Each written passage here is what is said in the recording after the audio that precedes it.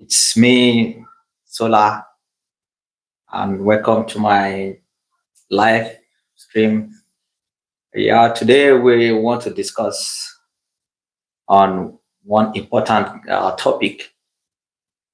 Before we dive in, I want to appreciate you guys for your support, for the views, for subscribing, for your comment, and every other stuff you have helped the channel to grow.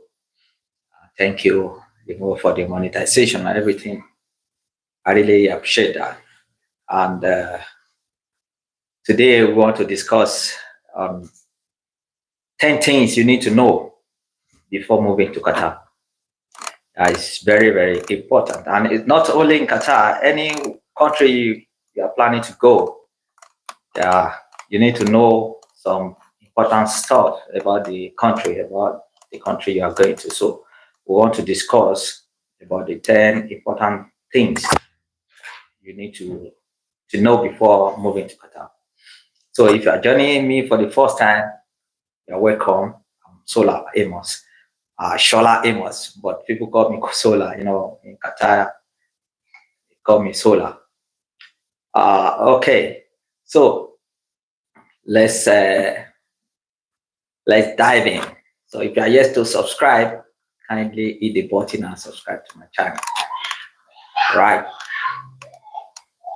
So number 10 thing I will start from number 10. So from 10 to 1. I will make it snappy. I won't take much of the time. So kindly like and share the stream so that we go to wider view.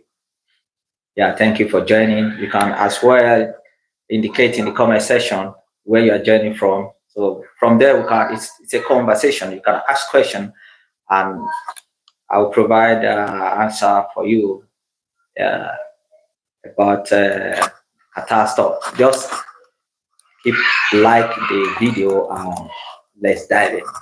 Number 10, you have to prepare for the weather. Qatar is extremely hot now.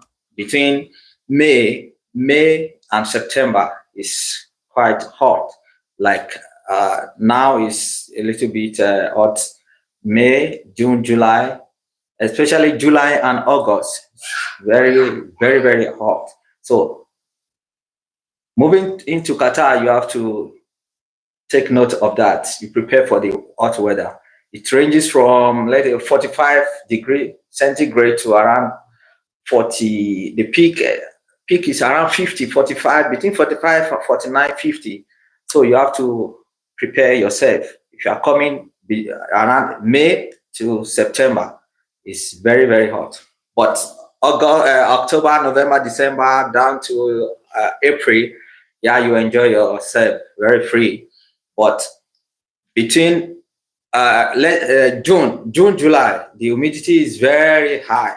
So even it's very difficult to walk outside, to move outside. It's very, very, very difficult.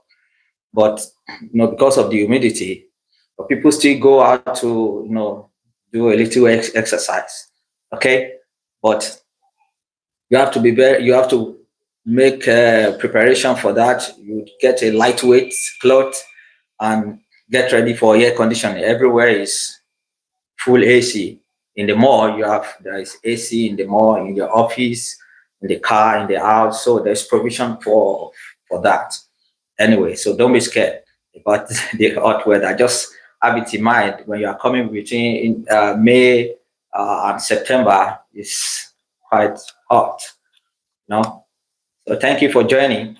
You can just ask question, and keep liking my video.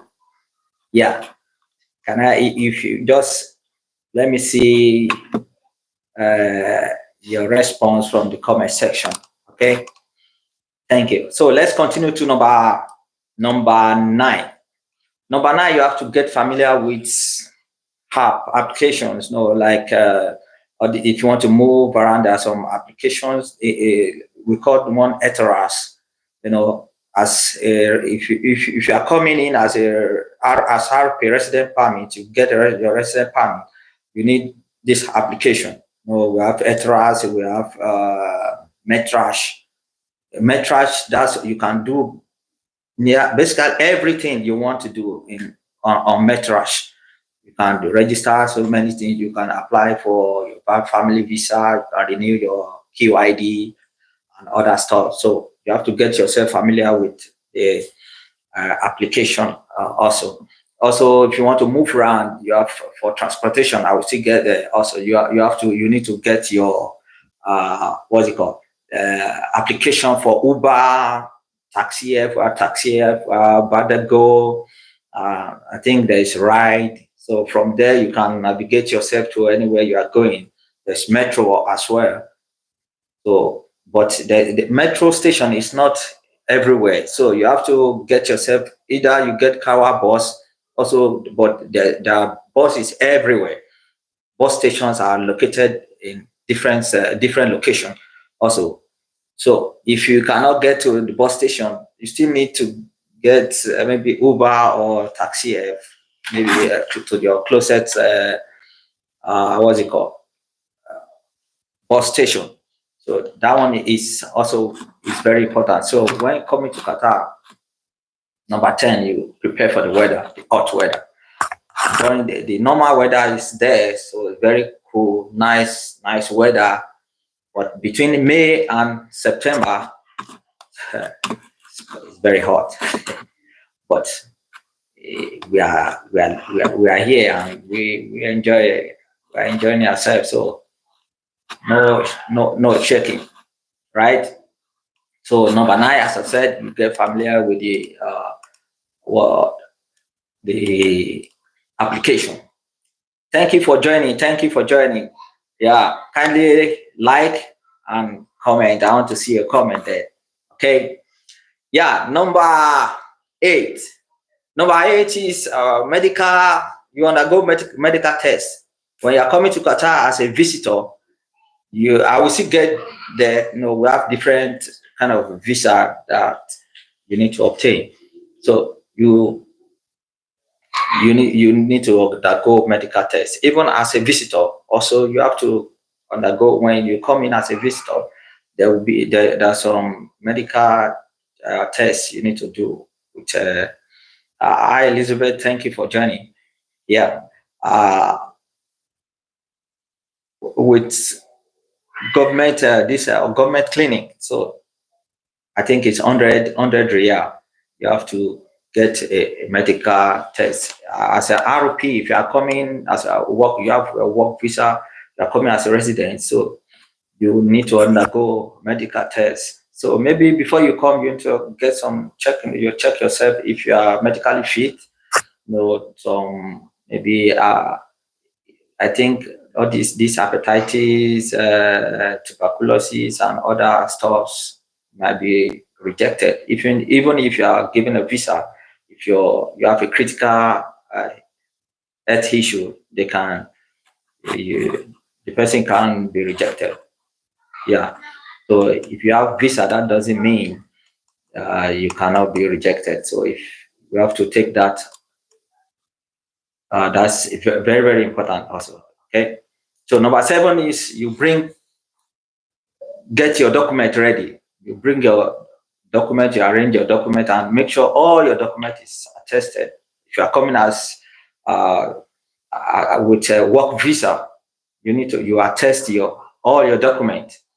You do attestation in your, different countries. You have Ministry of Foreign Affairs and Ministry of Education. You have to make attestation for your certificate, your marriage certificate, your academic certificate, and other stuffs. You have to make the attestation for that. And when you get to Qatar, also you need to you go to Ministry of Education or Ministry of Foreign Affairs. Yeah, Foreign Affairs. You need to do attestation of all your documents as well. Hi, Mr. Abu Sado. Thank you for joining. Where are you joining from? Thank you. So, and if you have any question, if you are joining me from Qatar, if you're already in Qatar, you can just let's have discussion. So you can chip in anything. Then I'll discuss that. Okay. So your document is very important, and make sure you have a copy of your document and keep it very, very well. So that's very, very important. You need to get that. Also, number six, yeah, number six, you need to respect Qatari culture and law. This is a Muslim country, it's a conservative Muslim country, and you have to respect their culture and their laws. So any country you get to, you need to respect their culture, right? So you respect their culture and the what's it called? The law of the land. So here in Qatar, it's a Muslim country, so you need to dress modestly. There's modesty in their dressing. You know, a Muslim, you need to cover, cover yourself. Don't just come. Don't just dress naked. Oh, thank you for joining. Thank you, thank you, thank you, thank you for the likes. I need to see more comment, Mr. Abusado. Where are you joining from? Elizabeth, where are you joining from? Thank you. So you need to respect their culture and their tradition. Is very important. And here there's no alcohol in the public. You are not permitted to drink alcohol in the public. That's a designated area for alcohol. Yeah, you have to get a license to buy alcohol in Qatar. So you cannot just go out or go to any shop and see. It's not. You cannot get that here. Okay, so you need to. If you are drinking, if you are into stores, if you are in that aspect, so you need to have that in mind. You get a license, and if you don't have a license, there are some people who have license that can share with you, and you can get it from there. Okay, so very, very important. And also during Ramadan, you have to take that. It's very important also. During Ramadan, you are not permitted to eat outside during the daylight, during the fasting, except after fasting, when they break their, when the Muslim break their fast. Okay, so it's very important. I think there's a fine for that. If you eat outside in the public during fasting, it's not allowed in Qatar. So during the fasting hour, that's very important. Also, you have to take that in consideration. Yeah, number five. I don't want to waste much of your time. Number five is you find accommodation wisely. That's very important. You need to, we have different. There are different locations now. Accommodation. So it's either you get an accommodation closer to your to your working place, to closer to your office. So it's very important. But most of the companies also, they provide accommodation. They either pay for they give you accommodation allowance, or they can provide accommodation also for the workers. And it's very important. So make sure you plan for where you stay. Don't stay far away from where you are working to, so that you can save some money from your transportation. Also, company will provide that in your package, your employment package contract, there is provision for accommodation and transportation as well. So you put that in mind. Yeah. Thank you for joining. Thank you for joining. Please kindly like. Yeah, number four, you have to know the cost of living. Any country you go to, not only in Qatar, you have to study the cost of living in that area, in that country. The cost of living in Qatar is kind of high. Though Qatar is tax-free, is income. There's no income tax in Qatar. No income tax in Qatar, but it's not cheap. Qatar is not cheap, even if there is no income tax. It's not cheap. Accommodation is quite expensive. No, the transportation is still affordable. You can still move around. The transportation is still okay, but uh, accommodation is expensive, and also school fees. If company is not providing your children's school fee, you have to, as part of it also is kind of expensive. So you prepare for that. You have to pay for your children's school fees, right? So it's very important. Some people, some company employers, when they bring them from abroad, there is provision for that. But there is also some people, you get a freelance visa. There's no provision for that if you get freelance visa. Okay, so you have to provide for everything for yourself: accommodation, transportation, and even job. You have to search for job for yourself. If it's freelance visa, but if the employer invited you, as in invite you from abroad, you come from abroad, everything will be provided for you. But most of the people, especially in Africa, Asia, some people you buy visa like freelance visa, and you have to make provision for yourself. You have to look for job. You get make arrangement for your accommodation and transportation. Yeah. So number 3, if it's possible, you can get a job. If possible, before moving to Qatar, you get a job before moving to Qatar, as I've said.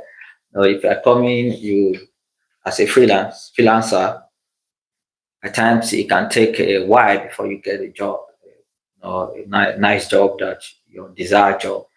You need to search for, look for job here. But if you are coming, if an employer, you get a job where employer stuff, everything is provided for you. You get your job straight away. But if you come alone, you have to look for job. It can take like 6 months. So you prepare for that. At least 6 months accommodation and transportation. Okay, so it's very, very, very, very important. Okay, and there's so many jobs sites like Nukri Golf, LinkedIn. You can get job from LinkedIn, from Indeed. Also, you can get job from Indeed. I think Golf Talent, yeah, from Golf Talent. Qatar Living, no, Qatar Living. If you are outside Qatar, you cannot, because you have to register with Qatar, the Qatar number, so you cannot. Uh, I don't think you can get a job there, a Qatar Living. Yeah. Okay, but Indeed, another stuff job site, you can just try your luck and you get it. Okay. Yeah. Number two is you need to understand the visa type. There are different types of visa. We have work visa, family visa, investor visa, there's a student visa, tourist visa, so business visa also. There's so many visa type in Qatar. So if you are coming as a work with work visa, have it in mind that your employment is tied to a sponsor. So you are tied to your employer. Your employer is your sponsor. There's nothing you can do or you want to do that you will not involve your employer, which is your sponsor. So Qatar and GCC generally, Gulf country, they are sponsorship stuff. They run sponsorship. What's it called? So you need to have it in mind that everything you want to do, you must go through your sponsor. You want to get your Qatar ID, you want to open an account, you want to do anything, you want to bring your family. So you need to involve your sponsor. Yeah, that's very important. Okay, so if you're coming as with a work permit, So work permit, you get your residence permit. So that one is very good. Like family visa, if your spouse is here or your parent, so that's family visa. You can get there your spouse or your parent. Okay, so that one also is there. Student visa, if you're coming up as a student, you will get your visa, student visa. Also, investors are coming like want to do business in Qatar. So that one also is very very good if you have your money. I think that one it leads to a permanent resident. But is to get a permanent resident in Qatar is not easy task. So don't just think about that. Okay, but if you're an investor, maybe you are coming to invest in Qatar, you want to establish a company, a big company. Yeah, you can get maybe they can grant you a permanent resident.